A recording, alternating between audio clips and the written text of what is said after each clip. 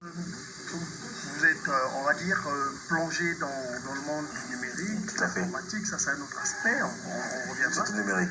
Au numérique. Voilà. Mais ça fait combien de temps que vous avez foulé le sol de votre ville? Ça fait très longtemps. Ça fait très longtemps.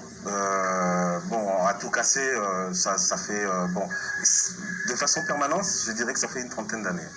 Alors, mais j'ai fait juste un tour éclair il y a 4-5 ans, mais j'ai eu cette fois-ci l'opportunité de faire plus de 5 jours. Et c'est véritablement un retour aux sources. Alors, retour aux sources, quelle émotion? C'est énormément d'émotions.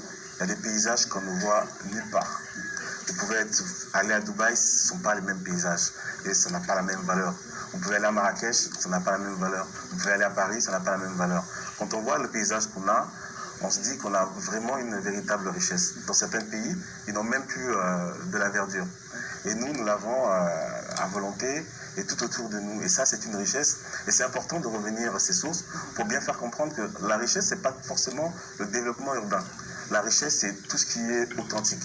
Et ça, je pense qu'il faut que la jeunesse d'aujourd'hui, les jeunes d'aujourd'hui, le comprennent et s'en l'approprient. S'approprient des différents concepts en ce qui concerne tout ce qui est terroir de chez soi. Moi, quand je circule, j'ai circulé dans beaucoup d'endroits et j'ai vu des paysages différents, mais que je ne vois ailleurs, que je ne vois nulle part ailleurs. Et la principale fierté, c'est que c'est ma contrée. Vous savez, pour quelqu'un, c'est pas évident. Ça peut paraître évident pour ceux qui sont ici, mais pour quelqu'un de totalement citadin comme moi, je vous assure que je ne comparerais ça à rien. C'est quelque chose d'exceptionnel et c'est avec beaucoup d'émotion que je reviens dans notre terroir.